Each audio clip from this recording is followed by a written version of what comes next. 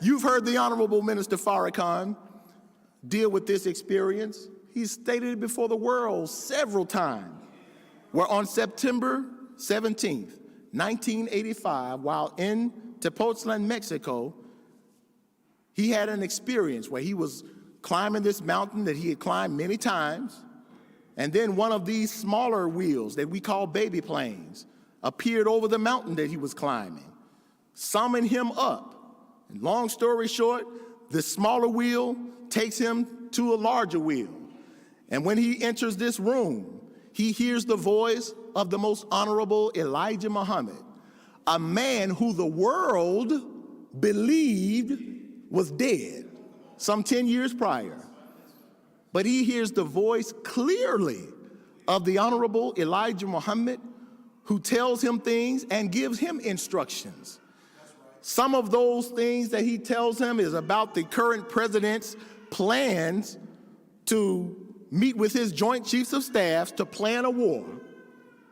And he runs it down to the Honorable Minister Farrakhan, and he tells the minister to hold a press conference and tell the world what he's telling him, and to tell the world that you got it from me, Elijah Muhammad, on the wheel.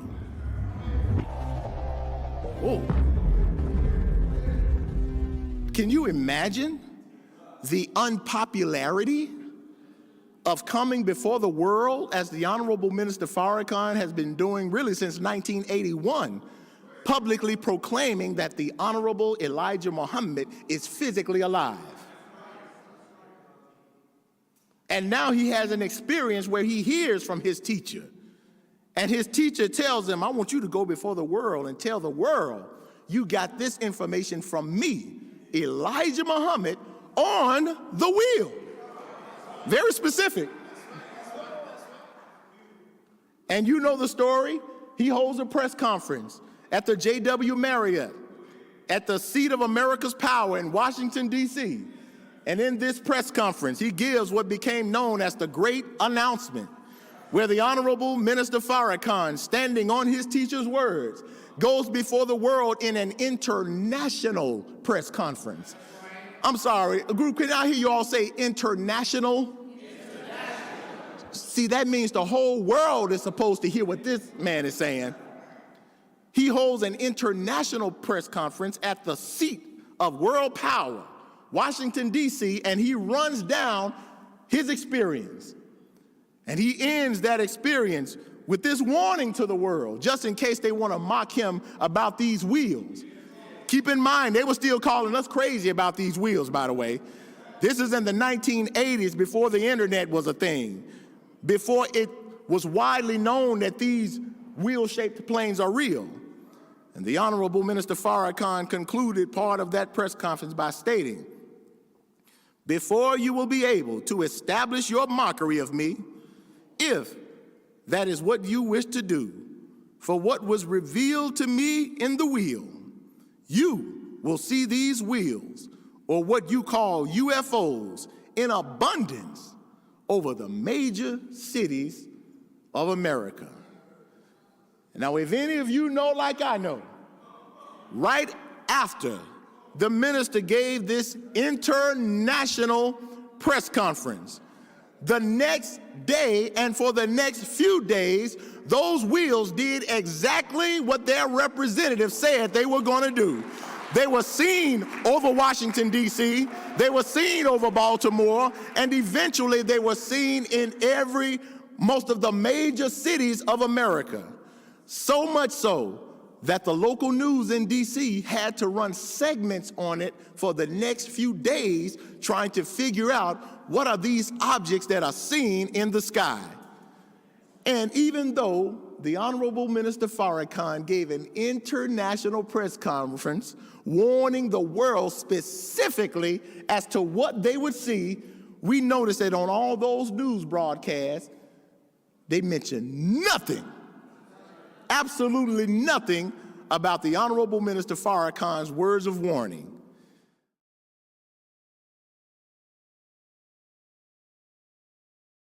This is because this topic has become the major topic of a conspiracy of silence. But again, these are incontestable, inarguable pieces of evidence that don't even require interpretation. So the reason, since the minister's representation of this divine power is so obvious, the enemy's only option is to just not talk about it. This is why this topic is the brunt of what's called a conspiracy of silence. Do y'all know what that is? That's basically when a group agrees that they can never talk about a certain topic. And you wonder why, with all their TV shows, with all of their concerns about these so-called UFOs, you wonder why they never call the source of this phenomena. They never talk about the Nation of Islam who introduced this reality to the world. They're supposed to be these top journalists, but the most newsworthy story in the world represented by the Honorable Minister Farrakhan, but you don't even bring him up when it deals with this. They won't even deal with his students. Like myself, look, I can't, even on the local news where I'm from, I'm like, look, you know, I know something about this stuff, y'all. Conspiracy of silence.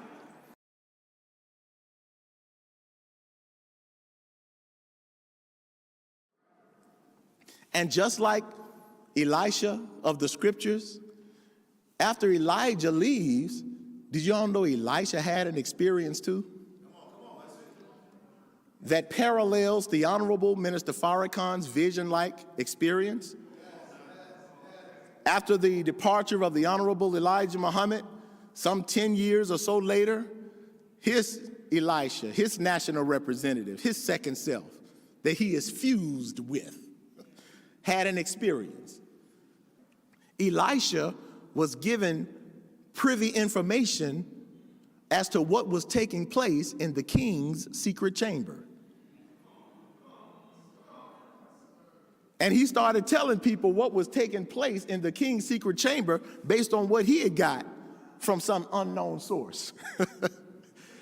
And then the king found out that there was somebody disturbing their military war plans. And the king was like, who let the word out about what's going on? I said this stuff in private in my Joint Chiefs of Staff meeting. I said this in private. So then when the king got word that this was this servant Elisha telling the people what was taking place in the king's secret chambers, the king got upset to the point where he sent his whole army to go and capture Elisha. And as the story goes in the second book of Kings, around the 6th chapter, this king sent his army and they went after Elisha with the intention to do harm to him. And it got to a point where the king and his army had Elisha and Elisha's servants surrounded. It looked like it was totally in, like Elisha was totally in for him. And the only thing Elisha could do was rely on the God of Elijah. So all he could do, he started praying, him and his servant, he started praying to the God of Elijah.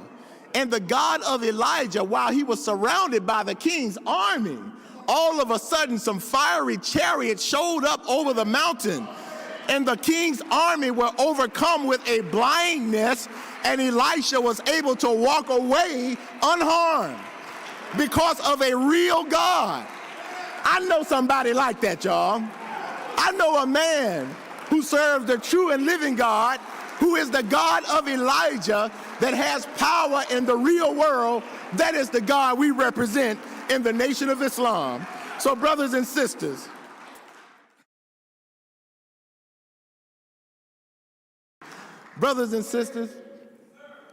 this is no coincidence. We cannot make this stuff up. We can't make this up at all. And don't you know, when the Honorable Minister Farrakhan explained to the world what took place in his More Than a Vision experience about Reagan, President Reagan planning a war with his Joint Chiefs of Staff, about 2 years later, it came up in the newspapers. Now be mindful, Minister Farrakhan doesn't have some inside scoop into what's going on in the presidents and the military's upper echelons of what's taking place, you know, but God always confirms his servant. It is a confirmation of the revelation. I'm reminded about September 17th. Now, the minister's experience took place on September 17th, 1985. We read about that in the book of Ezekiel. In the King James Version, it talks about an experience that God's servants has where he's taken up in the spirit.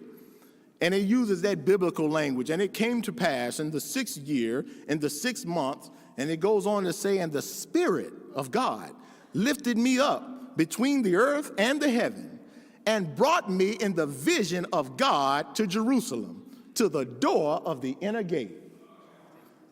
So we see where God's servant is taken up in some type of vision-like experience. But what we didn't know, you know, when they have these dates and stuff in the old Bibles, the 5th day and the 4th month and the 20th year, no, I don't know about that stuff. However, some 11, 12 years later, in 1996, there was a new Bible translation that came out. It was the New Living Translation. And in this New Living Translation that came out 11 years after the minister's vision-like experience, these biblical scholars attempted to break down the dates and time. Scientists, scholars, they're looking at scriptures with a scientific mind.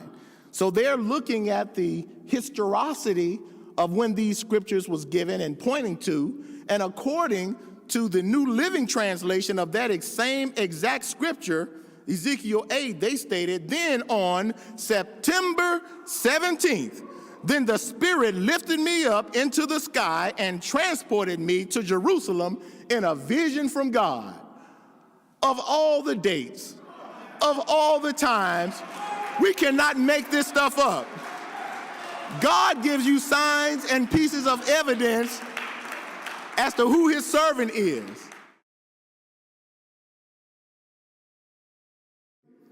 See, again, real data, empirical data, history, you can't argue with that. I'm reminded of this world leader. You may not know his name. His name is Kirsan Ilyumzhinov. Kirsan Ilyumzhinov was the first president of the Buddhist Republic of Kalmykia. It's a mostly Asian population, but it's under the auspices of Russia. He's the first elected democratic president of this Russian country. He's also the president of the World Chess Federation. And this man, President Kirsan Ilyumzhinov, had an experience. No, he was literally abducted. This is a head of state, mind you, a world diplomat on the world stage. While he was in his Moscow apartment, he was with his assistants, and he went to his room, and on the balcony, he said it was one of these wheels. And one of these wheels and the scientists thereof scooped him and took him aboard one of these wheels and showed him different things. He came back, his party was looking for him. He was gone a few hours. When he came back, he told them what happened. Later, he told the Russian government what happened. This became news, but you didn't hear nothing about it, did you? This was in 1997.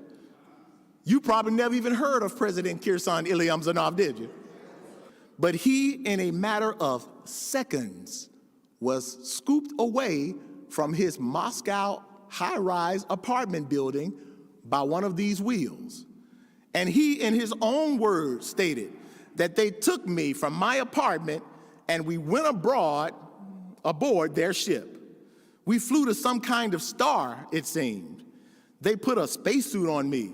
They told me many things and showed me around. They wanted to demonstrate that these so-called UFOs do exist.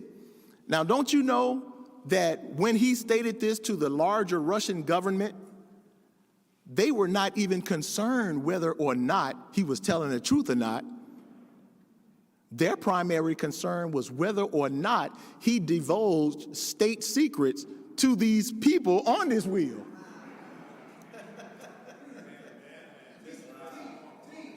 And so President Ilyumzhinov stated that they wanted to demonstrate that these UFOs exist.